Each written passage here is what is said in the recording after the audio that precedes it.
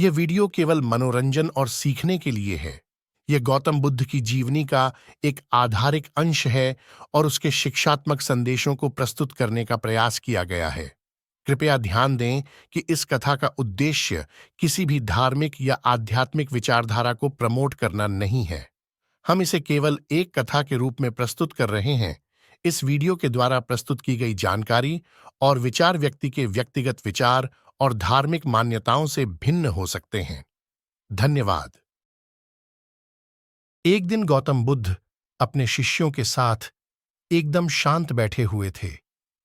उन्हें इस प्रकार बैठे हुए देख शिष्य चिंतित हुए कि कहीं वह अस्वस्थ तो नहीं है। एक शिष्य ने उनसे पूछा कि आज वह मौन क्यों बैठे हैं, क्या शिष्यों से कोई गलती हो गई है? इसी बीच एक अन्य शिष्य ने पूछा कि क्या वह अस्वस्थ हैं?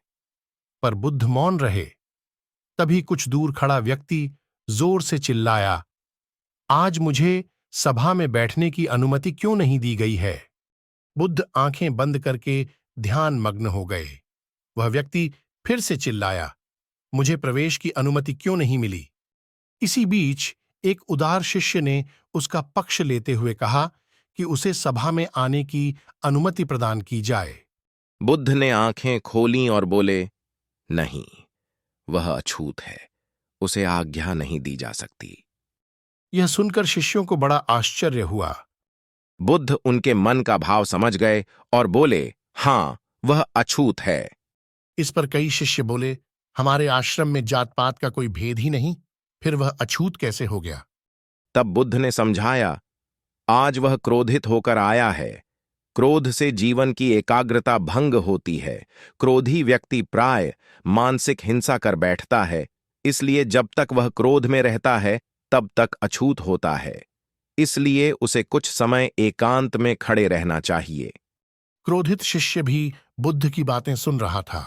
पश्चाताप की अग्नि में तपकर वह समझ चुका था कि अहिंसा ही मनुष्य का महान कर्तव्य व परम धर्म है। वह बुद्ध के चरणों में गिर पड़ा और कभी क्रोध न करने का प्रण लिया।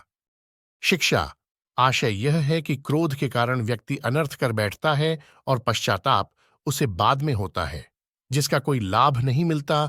इसलिए हमें क्रोध नहीं करना चाहिए। असल मायने में क्रोधित व्यक्ति अछूत हो जाता है और उसे अकेला छोड़ देना चाहिए। क्रोध करने से तन, मन और धन तीनों की हानि होती है। क्रोध से ज्यादा हानिकारक कोई और वस्तु नहीं है। धन्यवाद कि आपने हमारे साथ इस ज्ञानवर्धक यात्रा में शामिल होने का समय निकाला। हमें आशा है कि आपने इन कथाओं में प्रेरणा और ज्ञान पाया होगा। अगर आपने इस वीडियो का आनंद लिया है तो उसे एक थम्स अप जरूर दें। हमारे चैनल को सब्सक्राइब करें और आगामी अपलोड के बारे में जानकारी पाने के लिए नोटिफिकेशन बेल को दबाएं। अपने विचारों, अनुभवों या सवालों को नीचे टिप्पणियों में साझा करने का हमें बड़ा आनंद होगा। हमारी समुदाय से सुनना हमें पसंद है।